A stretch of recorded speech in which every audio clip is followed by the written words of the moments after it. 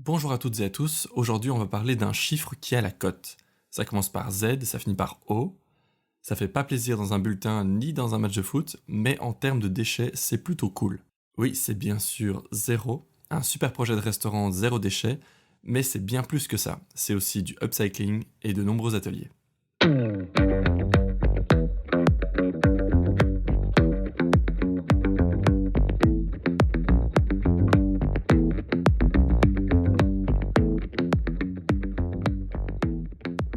Il faut que j'arrête de dire. Mais c'est cool de dire cool. C'est cool. Mais je l'ai déjà dit 4 fois aujourd'hui, je pense. Bonjour Louise, bonjour Victoria. Bonjour Benjamin. Bonjour Benjamin. Comment ça va? Ça va très bien. Ouais. Ouais, ok, tant mieux. Moi aussi ça va super bien. Et je voulais vous dire un truc déjà. Je vous ai vu à la soirée Young Entrepreneurs Night et je me suis rendu compte que j'étais pas vraiment optimal en termes de zéro déchet. Et je pense que je peux compter sur vous pour me guider, me montrer la voie à suivre. Oui, c'est sûr, mais même encore nous, on doit apprendre encore plein de choses parce que, d'office, le restaurant à zéro déchet, c'est comme on l'ouvre, c'est assez facile de travailler avant, puis on est vraiment bien entouré. Mais il y a déjà plein de petites choses que tu peux faire super facilement et que tout le monde peut faire sans que ta vie soit perturbée. Ouais, c'est Et ça. tu seras fier de toi. Je serais fier de moi, j'en suis Ouais. sûr.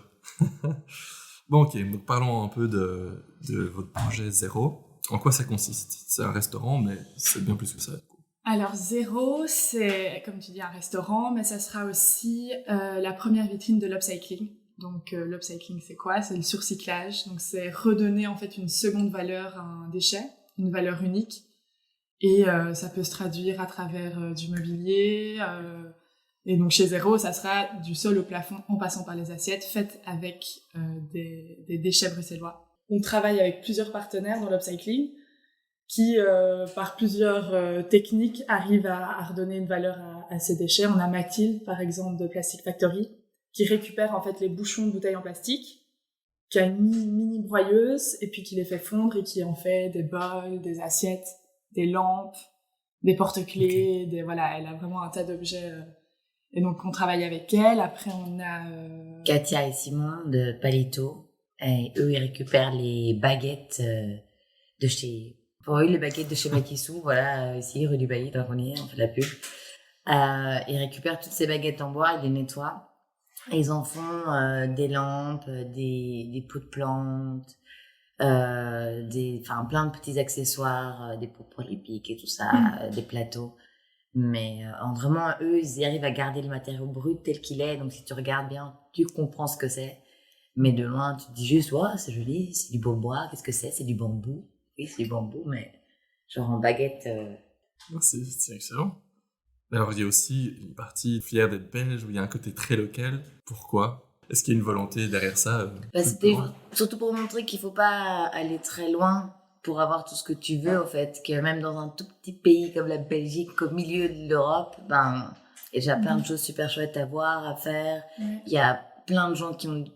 la vitrine de l'upcycling, c'est aussi pour montrer tout ce qui se passe ici à Bruxelles. Et puis c'est aussi soutenir dans tout ce qui est produits, la nourriture, les bières, le vin, soutenir les commerces locaux en fait, et aussi des startups ou nous on a plein d'amis qui se lancent dans la bière belge, on a rencontré des gens dans le gin, dans les chips, et donc c'est aussi pouvoir nous accueillir aussi des produits faits par des gens qui sont vraiment passionnés par ce qu'ils font aussi et qui se lancent et qui ont aussi besoin peut-être de visibilité. Ouais, de visibilité, c'est ça. Et voilà, souvent que ce sont des jeunes, c'est des Bruxellois, mais c'est des gens qui mettent tout leur cœur dans leur travail. Mm-hmm.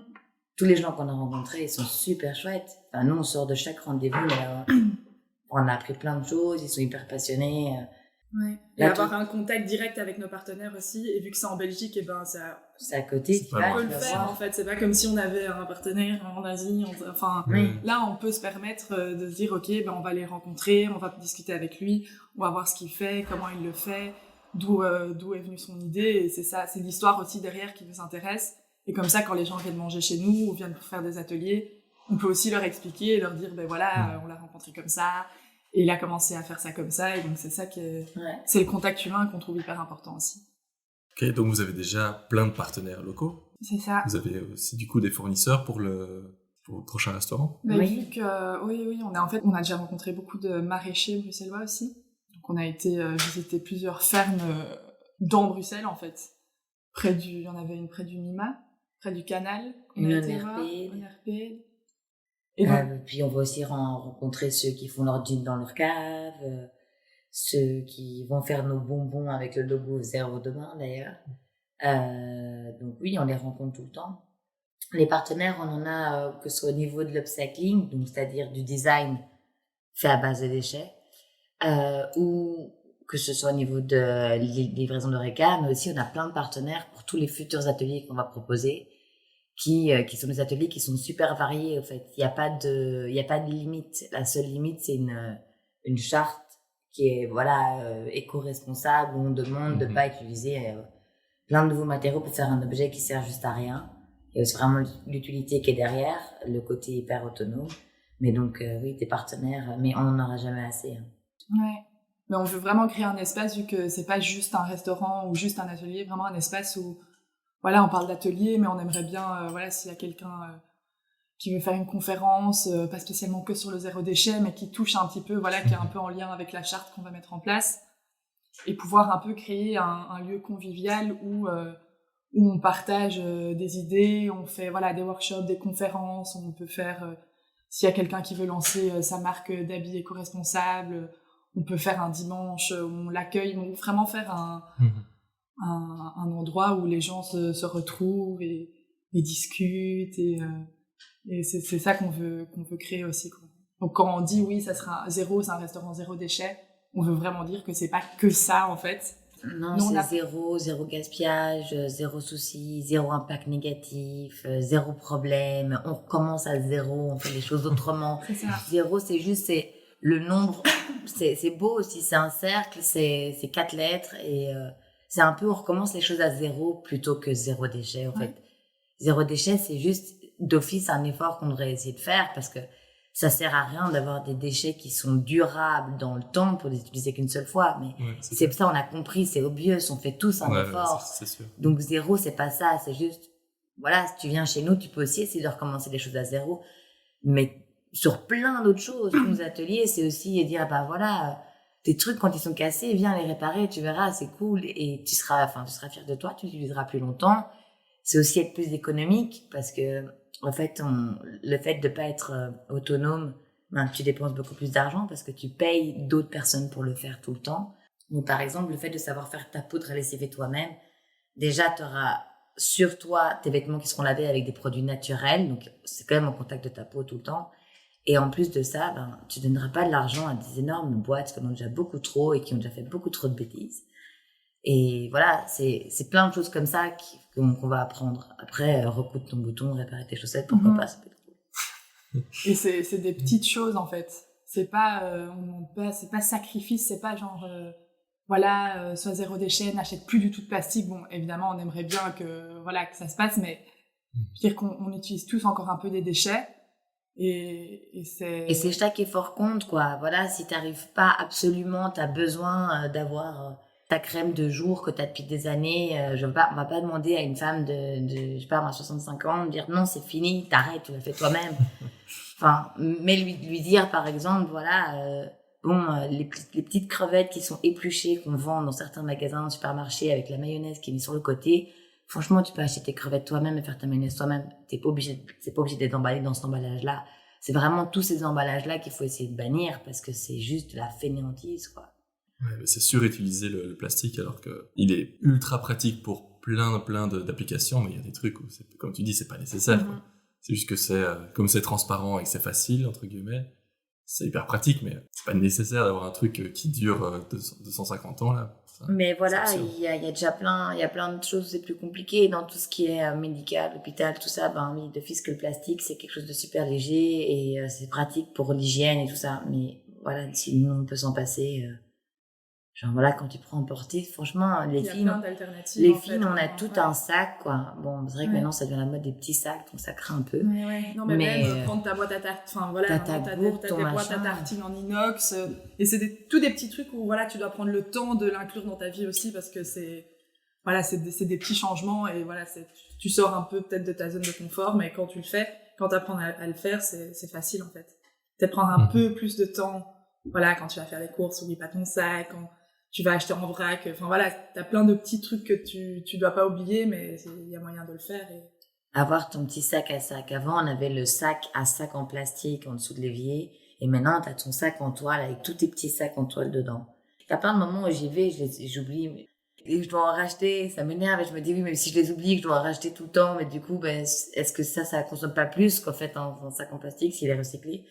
Mais, enfin, voilà, juste t'essayes, c'est cool. Tu seras content après. Les ateliers, qu'est-ce que vous proposez comme atelier? Les ateliers, ben, comme Louise a très bien dit, ils vont être méga variés parce qu'on veut accueillir les enfants, on veut accueillir même un groupe de copines qui veulent faire un dimanche quand il pleut, les mecs aussi. Donc, les ateliers, c'est pas que pour les gonzesses. Non, ça sera, tu pourras venir déguster de la bière. Qu'est-ce qu'on pourrait encore faire pour... Ouais, avoir des ateliers de distillation d'alcool, pourquoi pas. Genre, on prend les trucs bien, tu vois, pour les mecs, l'alcool, la bière. Non, mais ouais, et aussi des ateliers, genre parents-enfants, moi je trouve ça super cool. Voilà, si t'as envie de faire un atelier avec tes enfants pour faire une petite maison que tu mets sur ta terrasse pour les abeilles, mais t'as pas la place de faire ça chez toi, t'as pas tous les outils, mais voilà, c'est cool de venir faire ça avec tes enfants. Donc c'est vraiment des ateliers qui sont hyper variés, oui, donc c'est pour tout le monde. Chaque fois dans l'idée, ou bien zéro déchet, ou bien do it yourself. C'est ça. Ouais. Donc vraiment pouvoir un peu se détacher de ton téléphone, de ton ordi, d'être avec des gens aussi que tu connais peut-être pas, si un plus gros groupe. Et voilà, c'est de nouveau aussi le contact humain, partager, faire et apprendre aussi des petites choses. Et c'est ce qu'on disait, c'est quand t'as les mains occupées, t'as pas de place pour ton smartphone. Du coup, il est dans ta poche et ce serait cool s'il est en silencieux. Franchement, on ne sait pas, mais ça pourrait être sympa qu'en fait, tous les ateliers que tu fasses chez nous, ton phone il est en silencieux, quoi, tu touches juste pas. Parce que c'est collé tout le temps dans nos mains, quoi. Quand tu regardes le nombre d'heures qu'on passe dessus, c'est presque tu viens là, t'es sûr que c'est bon. Ah, voilà, je vais pas utiliser mon téléphone pendant 1h30 aujourd'hui. Ouais, moi j'ai même... parfois je suis vraiment dessus, mais longtemps, parce que je travaille dessus, j'ai toutes mes applications dessus, donc il est vraiment allumé constamment. Et j'ai reçu une notification qui dit... alerte, enfin attention, vous êtes sur votre téléphone depuis X heures, appuyez sur ce bouton et ça, en fait, ça va le couper pendant 1 heure, quoi. Ouais. Ça me choque où je me dis, oh putain, en fait. Tu te rends compte, en fait, à quel c'est point vrai, je suis dessus, quoi. Ouais, nous, on a la même chose avec notre projet, on est souvent sur les réseaux parce que voilà, on essaye de partager, de faire un maximum de choses. Et de voir ce qui se fait aussi. De voir ce qui se fait. Et sur Instagram, c'est vrai que je pense que c'est l'application sur laquelle on est le plus souvent. Et on a aussi mis une alarme après 1h30 et parfois à 8h, 9h du matin. On reçoit déjà l'alarme. Ça fait 1h30 que vous êtes sur Instagram. Et là, on se dit, d'accord. C'est parce que tu as commencé à vouloir faire un super long post et puis que tu dois regarder, tu dois corriger, tu dois voir les mots que tu peux utiliser, comment, la photo, le fil, le truc, les personnes que tu dois taguer, ça s'appelle comment. Et donc tu ressors et oui, à 10h du matin, l'alarme de 1h30 sonne. Et là, franchement, t'es à ton premier café, t'es même pas à ton deuxième café, et t'as déjà passé 1h30 de ta journée sur Instagram. En plus, fois 2, parce qu'on a on a chacun notre téléphone, donc c'est pas... et ça, c'était au début. Maintenant, ça sonne plus trop, mais au début, quand tu lances tes réseaux sociaux, t'es vraiment tout le temps dessus pour voir tout ce qui se fait, suivre tout le monde. Maintenant, ça sonne moins pour moi. Enfin, franchement, ça fait longtemps qu'il a pas sonné les 1h30 d'Instagram. À un moment donné, ça sonnait tous les jours. Ça devenait un peu l'angoisse. Donc oui, en fait, c'est un peu la libération de son smartphone, pourquoi pas les ateliers. Et c'est vrai, quand t'as tes mains occupées, t'as pas de place pour ton téléphone. Faut dire quelque chose de plus manuel, quelque chose de plus... Ouais. C'est bien. C'est aussi le principe de l'atelier au final. Mais les gens sont fiers parce que souvent les gens disent oui, non, moi je suis pas bricoleur et des fois on sent quand même une espèce de petite gêne par rapport à ça et demander à d'autres personnes oui, non, mais moi je sais pas faire ça. Mais oui, il y en a qui sont plus doués que d'autres, comme tout le monde, après, avec leurs mains. Si on te montre comment faire, par exemple, c'est pas facile. Enfin, il y a plein de choses qui sont hyper faciles. On va pas faire des ateliers de je sais pas pourquoi pas, mais non, comment réparer ton téléphone ou non, c'est vraiment, de l'outillage simple et, oui, comment customiser les fringues que t'aimes plus, que t'as chez toi, je sais pas, rajouter des épaulettes, rajouter des ourlets, découper des manches, découper un col. tout ça, on essaye de le faire nous-mêmes. Enfin, en tout cas, la plupart des filles ont déjà découpé dans leurs vêtements si elles sont un peu curieuses. Mais là, t'es avec quelqu'un qui va vraiment dire, ok, ce pantalon-là, tu vas en faire un short, mais tu dois vraiment le découper plus comme ça. Si celui-là, tu peux le récupérer en chute. Puis, et en fait, tout est utilisable. Enfin, et c'est ça qui est cool, en fait. Vous deux, vous êtes toutes les deux artistes. Vous avez déjà fait du upcycling pour vous-même? Oui. Ouais. Et qu'est-ce que vous avez fait de plus, genre de plus fou, de plus impressionnant? Dans notre vie de tous les jours, parce qu'on peut parler de la fresque qu'on a fait pour... Ah oui, c'est un workshop qu'on a fait. On a fait un workshop pour...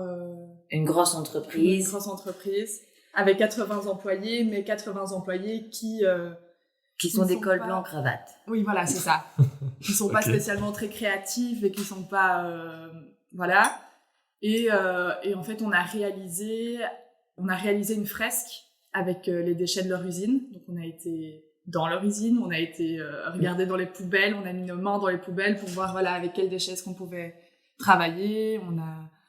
On a dessiné une fresque et pendant une après-midi, on a réalisé un workshop avec ces 80 employés qu'on a divisé en plusieurs tables. On leur a mis des déchets sur les tables et on leur a dit, ben voilà, on leur a donné un exemple bien évidemment pour leur montrer un peu des directions.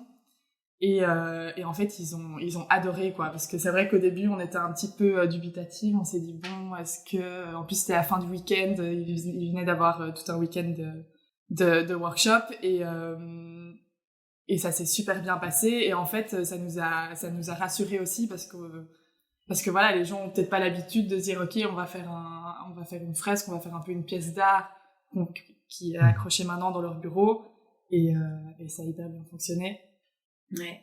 Et c'est là qu'on se rend compte qu'en fait, c'est un peu un manque dans la vie des gens aujourd'hui d'utiliser ses mains, d'avoir une dynamique de groupe, et aussi de finir quelque chose directement. Donc, on commence au début du workshop, à la fin c'est fini, et ils avaient tous un énorme sourire, ils étaient tous contents d'avoir participé. Enfin, moi j'étais sur 80 personnes, il y a personne qui a râlé, quoi. Il y a personne qui est venu râler. Mais sinon, on avait 80 personnes à la fin hyper contentes d'avoir balancé leur cravate derrière leurs épaules et d'avoir mis leur, enfin voilà, la main à la pâte. Et ils restaient en cravate pour faire l'atelier? Ils étaient tous en chemise. Ouais, parce qu'ils avaient eu en fait tout un week-end de formation et donc nous c'était l'atelier un peu créatif à la fin du week-end. Je me souviens, il faisait 35 degrés, il faisait super chaud, et ils étaient tous à fond dedans, du début à la fin. Donc, Mais c'est ça qui est drôle, c'est que le résultat de cette fresque, c'est quand même 15 mètres de long sur 1,20 m de large, qui est pleine de déchets, mais ça se voit pas en fait. Donc chaque fois qu'on la montre, on la montre en photo, les gens sont pas face à elle, mais chaque fois, les personnes sont là, mais qu'est-ce que c'est comme déchets? C'est quoi? Vous les avez transformés? Non, on les a juste assemblés d'une certaine manière, avec un rythme et un motif qui, en fait, fait oublier l'aspect qu'il a de déchets. Parce qu'on le répète, en fait. Et quand tu le répètes, tu te dis, c'est pas possible qu'il y en ait eu autant. Bah oui, il y a autant de déchets. Et ce sont des déchets qui sont totalement propres aussi. Les poubelles de l'usine sont encore clean. Mais l'effet que ça donne au final, c'est assez beau. Non, c'est chouette. Donc ça permet vraiment de regarder le déchet autrement. Et puis les gens se posent des questions en mode c'est quoi, et quand tu te rapproches tu dis ah oui c'est ça, et donc ça crée aussi un questionnement, et puis avoir une explication derrière. Voilà, il y a autant de déchets qu'on a utilisés, et il y a une histoire derrière aussi en fait, et c'est ça qui est chouette aussi. Après, ce qui était bien, c'était de montrer qu'il y a certains dans ces grandes usines, ils ont énormément de déchets qui sont répétitifs, mais qui peuvent vraiment avoir une utilité. Mais c'est super complexe d'arriver à les motiver à ça. D'arriver à dire, mais attends, ce déchet-là, il pourrait être utilisé dans le bâtiment pour plein de peintres, pour par exemple protéger des sols, protéger des choses, parce que vous l'avez en masse, enfin en grande quantité, et que ça a des propriétés. C'est des déchets qui ont des propriétés, enfin physiques, matérielles, qui sont intéressantes, et qu'on les jette juste comme ça, comme le carton, juste le carton brun. Ça a plein de propriétés. Il y a plein de gens qui font des trucs géniaux juste avec les rouleaux, des emballages de tissus, les rouleaux qui emballent le papier, les rouleaux, enfin tous ces rouleaux qu'on trouve assez souvent dans des grosses boîtes. Ben voilà, là, il y a une team d'Espagnols qui arrive à en faire des chaises suspendues et c'est super beau. Mais tous ces déchets-là, moi j'ai presque envie de pouvoir dire à toutes ces usines, s'il y a des déchets que vous êtes incapables de ne pas avoir, mais que vous les avez en quantité, avant de les jeter, vous n'avez pas envie d'informer les gens et qui a envie peut dire, mais moi ça c'est utile pour moi, ça a de la valeur, c'est pas un déchet et c'est là que c'est une phrase qu'on sort assez souvent, c'est qu'en fait les déchets des uns peuvent être les trésors des autres et Zéro ce sera vraiment un lieu qui mettra ça en avant. C'est beau. Ben Sherlock Holmes l'a dit, je regardais Sherlock Holmes, c'est pas la meilleure série du monde, mais c'est très bien pour s'endormir. Et en un coup, je vois écrit en bas dans les sous-titres, parce que j'étais à moitié endormie, j'étais là, non, j'ai pas bien vu, j'ai mis en arrière, j'ai fait un print screen, je m'en Victoria, j'étais là, regarde, il y a Sherlock Holmes qui l'a dit. Si Sherlock Holmes se dit, voilà, c'est que c'est vrai. C'est que c'est vrai. C'est vrai. Donc maintenant, s'il vous plaît, mais montrez-nous vos déchets, qu'on puisse en faire quelque chose. J'espère qu'ils vont entendre ton appel et qu'ils vont envoyer massivement. Je peux pas dire où j'habite. Tu vas te retrouver avec des sacs poubelles devant chez toi tous les jours. Si on revient un peu en arrière, pourquoi vous avez voulu créer ce projet? Pourquoi vous avez voulu créer Zéro? En fait, Louise et moi, on avait les deux projets distincts à la base, quand on a commencé en fait notre incubateur. Et moi, après un voyage en fait en Colombie, où je voyais que les gens faisaient beaucoup de choses de façon artisanale, j'avais déjà un peu une idée dans ma tête de voilà, lancer un projet où voilà, on allait faire des ateliers. Donc moi, j'étais plus basée atelier. Et puis, on s'est rencontrés à l'incubateur. Et Louise était plus axée sur tout ce qui était upcycling. Parce que tu en avais déjà fait aussi en voyage et que tu as été... Oui. Tu veux que je continue là-dessus? Oui, comme ça, je t'envoie une boucle, tu vois. Oui. Ben, moi, j'ai toujours fait du recyclage. Donc, dans tous les projets que j'ai faits, réutiliser des vieux containers, réutiliser plein de choses, restaurer des meubles. Et c'est vrai qu'il y avait déjà un peu d'upcycling il y a même 5-6 ans dans le projet Coucou Brussels parce que on a réutilisé le bois d'une série qui allait être détruite à Bruxelles. Je pense que c'était à Saint-Jostenaude. C'est une série qui a été complètement détruite et on a pu récupérer toutes les lattes de bois avant qu'elles soient achetées. Donc déjà ça, moi je voyais plutôt ça comme du réemploi parce que ça avait déjà une fonction d'une structure en bois, donc c'était pas un déchet. Mais en fait là, c'est aller encore plus loin. C'est-à-dire c'est prendre des matériaux qui n'ont jamais eu de valeur et leur en donner une. Donc c'est pas du recyclage, c'est du surcyclage. Et ça, effectivement, j'en avais jamais fait. Et toute la sensibilisation qu'on a sur les réseaux sociaux par rapport à la pollution générale de la planète, on est tous au courant de ça. On a des infos tout le temps. Puis tu te déplaces, tu vas voir sur place. Et en fait, ce que tu vois, t'arrives à voir pire que ce que t'as vu, en fait, sur les réseaux. Parce que t'es en plein dedans. Et t'arrives à voir, effectivement, des rivières qui se remplissent de déchets. Et tu le vois de tes propres yeux. Tu vas toi-même creuser et quand tu nettoies une plage ou que tu nettoies... Ben en fait, quand tu nettoies une plage, tu nettoies déjà une partie d'une plage parce que c'est impossible de nettoyer une plage complètement. Parce que tu as des microplastiques partout. Mais par contre, tu peux creuser et tu arrives toujours à trouver d'autres déchets. Et quand tu vois tout ça, tu te dis, bon, il va falloir aussi que moi, j'en parle, qu'on en parle. Mais comment en parler sans genre te mettre la boule dans la gorge, te dire ok c'est trop tard, parce que clairement quand tu vois ça en vrai t'as l'impression que c'est trop tard quand tu creuses pendant 1 mètre et que t'as encore un capuchon de Coca-Cola, tu vois, et qui est nickel rouge, hein, et il est là depuis très longtemps, énorme. Mais tu dis que t'as envie de faire quelque chose avec ça pour le montrer, et ben voilà, du design, des choses utiles, des choses qui vont servir, qui sont colorées et qui seront chez nous, ben c'est une bonne manière. Et tous les ateliers, c'est une bonne manière de dire aux gens, voilà, nous on vous propose de manière ludique, de faire attention à ça. Mais c'est vrai que c'est tellement un problème genre tellement vaste que tu peux pas culpabiliser les gens, tu peux pas, enfin, nos déchets sont là-bas, tu vois, tes affaires finissent là-bas, nos affaires finissent là-bas, c'est tout le monde. Moi aussi, j'ai perdu des tongs dans la mer, tu vois. Et il y a 20 ans, quand je perdais des tongs, j'avais juste peur de me faire engueuler par mes parents. J'étais pas en train de me dire, j'ai perdu mes tongs dans la Méditerranée. Ben non, elles y sont toujours. Maintenant, je sais qu'elles y sont toujours. Mais avant, la première chose que je pensais, c'était, je vais me faire engueuler par mes parents. Ouais. Et on est en train d'évoluer tout le monde évolue et chacun à son tour. Et juste, chez nous, on a envie de montrer que qu'en fait, c'est pas, voilà, c'est pas un sacrifice, c'est que des petites choses que tu peux améliorer au quotidien. Je m'en bats à chaque fois. Je sens la passion là, qui t'anime. Oui, mais alors à chaque fois, j'ai ma tête qui dit en arrière et puis je vais en avant. Ok, bah ça c'est super. Votre métier avant, c'était quoi? Qu'est-ce qui vous a fait ensuite switcher sur ok, on va lancer notre projet? Moi, j'ai fait des études d'architecture d'intérieur et j'ai bossé là-dedans pendant 2 ans et demi, 3 ans. Des projets très variés, très différents, en essayant toujours avec une sensibilisation du réemploi. Mais effectivement, ben voilà, il y a un moment donné où tu switches, tu vois les choses, tu voyages et tu vois que tu peux faire plus que du recyclage. Et c'est un peu là que ça a commencé. Et puis l'Oreca, ça a toujours été quelque chose aussi de chouette. C'est hyper social, tu vois des nouvelles personnes tout le temps. Et puis si tu crées ton lieu, c'est un peu chez toi, quoi. Donc et j'adore faire des workshops et des ateliers.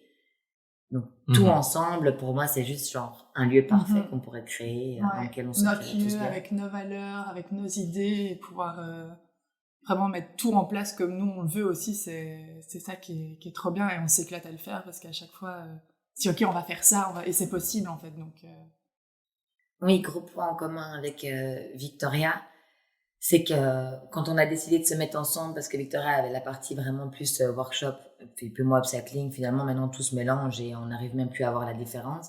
Mais c'était vraiment, on a voulu mettre toutes nos valeurs à plat, et nos valeurs c'était les premières, c'était déjà être hyper positif, parce que quand tu lances un projet comme ça, c'est vraiment montagne russe. Donc c'est d'abord les bonnes nouvelles, on les met vraiment en avant, et les mauvaises, on essaye de passer au-dessus et directement aller de l'avant. Et aussi que chaque petit geste compte. Ça, c'était aussi des valeurs qu'on aimait beaucoup.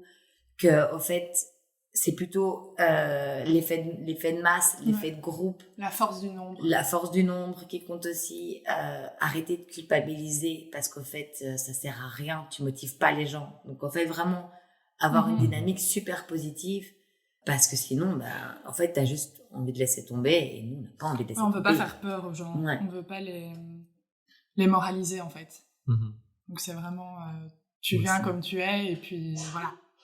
C'est plutôt les encourager. Oui, voilà, c'est les encourager, et dans un lieu qui est beau, qui est coloré, où on est de bonne humeur, où on apprend des choses. Ouais, et c'est un peu le step by step, quoi. Comme par exemple, voilà, l'alimentation sera pas vegan, par exemple. Mais on va pas servir des gros steaks, ce sera des petites portions de tout.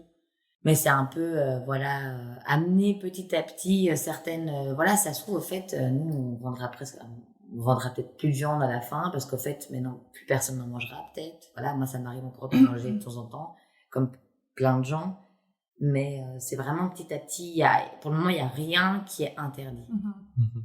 Ça fait longtemps que vous êtes dans le zéro déchet. Toi, tu me disais après ton voyage, c'est ça? Mais on n'est jamais complètement dans le zéro déchet, en fait. Okay. Enfin, moi, je le vois dans ma vie de tous les jours. C'est petit à petit. Enfin, voilà, moi, d'abord, j'ai commencé par tout ce qui est savon. C'est hyper... Enfin, voilà, moi, c'est le truc où j'ai eu le plus dur, c'est de... Voilà, plus acheter des shampoings en bouteille, plus d'acheter... de prendre le temps d'aller, parce que voilà, ça se vend pas encore partout. Et donc, c'est petit à petit, en fait. Et c'est pas depuis quand est-ce que c'est pas du jour au lendemain, tu deviens zéro déchet. C'est un peu une manière de vivre aussi. Et puis, parfois, tu dis, ah oui, là, j'aurais pu faire ça. Et puis, tu dis la prochaine fois, ok, je vais le faire. Et moi, en fait, ça fait pas depuis tellement longtemps. Et tu vois que quand tu commences, en fait, sur des petits trucs, tu te dis, ok, alors je vais faire comme ça, je vais faire comme ça. Et voilà, mais c'est petit à petit. On peut pas passer du zéro déchet du jour au lendemain et dire, ok, à partir de demain, c'est bon, parce que c'est dans la cuisine, dans la salle de bain, voilà, il y a beaucoup de trucs, en fait. Et quand t'as un boulot, et quand t'as une vie sociale, et quand t'as... voilà, c'est prendre le temps aussi, et ça demande un peu d'effort et un peu de... Mais après, c'est chouette à faire. Donc... Ouais. Il y a des choses qui ne demandent pas trop d'organisation, et il y en a qui demandent d'organisation. Ouais. Voilà, si t'as de la chance d'avoir un magasin en vrac juste à côté de chez toi, voilà, ici c'est le cas, donc c'est beaucoup plus facile.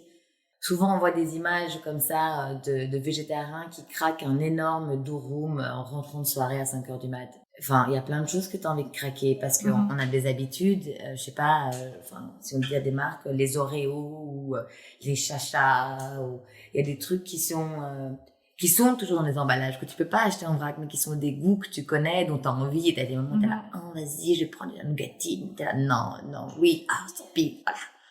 Et, mais vas-y, enfin, on n'est pas à ça près, être draconien, être hyper extrémiste, ça sert à rien. Non. Les extrêmes sont pas, voilà, encore une punchline. Les extrêmes, c'est pas bien. Mais, en fait, fais juste un maximum, quoi. Ouais, c'est ça. Et en fait, le zéro déchet, c'est pas zéro plastique, c'est aussi tes chaussures, quand elles sont cassées, tu les ramènes chez le cordonnier. Enfin, moi, j'ai des pompes qui ont été 4 fois chez le cordonnier, je change les lacets. Ouais. Elles sont super belles, tout le monde me dit, ah, elles sont trop cool, tu les as achetées où? Bah, tu peux pas, je les ai achetées à Perpète. Et c'est ça. Bah, finalement, c'est beaucoup plus intéressant quelqu'un qui répare ses baskets que quelqu'un qui fait du zéro déchet draconien, qui souffre, mais qui s'achète 10 paires de Nike par an. Enfin, c'est pas que le plastique, parce qu'on parle souvent du plastique, mais c'est aussi acheter des dans la trucs mode, solides. oui. Et puis voilà, si t'achètes, voilà, moi par exemple, genre j'achète moins de trucs chez Zara, chez H&M. Je vais plus essayer de, trouver des filles qui font des super t-shirts, genre ce t-shirt par exemple. C'est une fille à Anvers qui l'a créé et c'est 100% belge. Et voilà, ça coûte peut-être un peu plus cher, mais c'est de la bonne matière, c'est des trucs que tu vas garder plus longtemps. Alors que voilà, c'est comme les chaussures, exemple. Enfin, voilà. Tu vois que t'as un peu, ma chaussure ici est cassée, et ben je vais aller la réparer, tu vas pas l'acheter parce que tu te dis, ben voilà, c'est... Et puis il y a plein, en ce moment, il y a plein de vide dressing, il y a plein de magasins de seconde main à Bruxelles, il y en a énormément. Ouais. Et t'en as pour tous les goûts, t'as un peu de luxe, moins de luxe pour des jeunes, et puis il y en a qui sont en mode super cool, hipster. Mais voilà, le zéro déchet, moi c'est... Quand tu commences à regarder, en fait, il y a plein de trucs. C'est plein de choses que tu peux faire. Ouais. On doit encore parler de votre crowdfunding. Donc, qu'est-ce que vous pouvez me dire sur votre crowdfunding qui est en cours? Alors, notre crowdfunding est en cours et notre crowdfunding, en fait, va nous permettre de nous donner un coup de visibilité. Donc, c'est un coup de communication aussi, vu qu'on a beaucoup de contreparties avec nos partenaires, mais ça va également nous permettre de payer notre mobilier. En premier plan, donc ça c'est... Ouais, le premier plan, c'est pouvoir faire une avance à tous nos partenaires pour le mobilier, parce que ce sont que des objets uniques qui prennent du temps, qui sont faits de manière, entre guillemets, un peu artisanale, et du coup, c'est pouvoir leur donner à tous une avance pour qu'ils puissent foncer. Parce que c'est aussi du upcycling pour votre décoration. Ouais. Et puis après, ça dépend, hein, si on dépasse notre premier palier, déjà on pourra leur donner plus, parce que ça va nous coûter vraiment très cher, le mobilier. Mais c'est quelque chose sur lequel on tient vraiment. Et après ça va aussi nous aider à faire des installations pour avoir un bâtiment qui dépense le moins d'énergie possible. Donc ça, il y a des bureaux d'architecture qui sont vraiment spécialisés là-dedans, qui peuvent nous aider. La campagne de crowdfunding nous sert aussi à montrer aux banques et montrer aux gens ou futurs investisseurs que Zéro, c'est un projet que les gens attendent. Ce sont des projets dont les gens ont besoin maintenant dans des villes comme Bruxelles. Et parce que c'est encore un peu pas connu, les gens se disent non mais attendez, on vend pas des frites ni de la bière ni du chocolat, enfin si on vend de la bière mais bon, on n'est pas une brasserie. Donc c'est un peu quelque chose où les gens sont un peu frileux aussi, dubitatifs. Voilà. Enfin, ils connaissent pas encore très bien, du coup ça peut et on veut montrer que les gens connaissent notre projet, croient en notre projet, ils sont prêts à mettre de l'argent dedans, et ça rassure aussi en fait de voir que ça fonctionne et que ça... Donc si vous avez envie d'un projet comme ça à Bruxelles, foncez sur KissKiss et mettez 5 € et on vous fera un câlin quand on sera ouvert. 5 € ou plus, hein. Ou plus, ou 10 pour un café. 10 pour un café, comme ça tu reçois vraiment un petit truc, c'est cool. Ouais. Et un câlin aussi, c'est chouette. Ouais, c'est cool aussi. Surtout qu'on a plein d'énergie.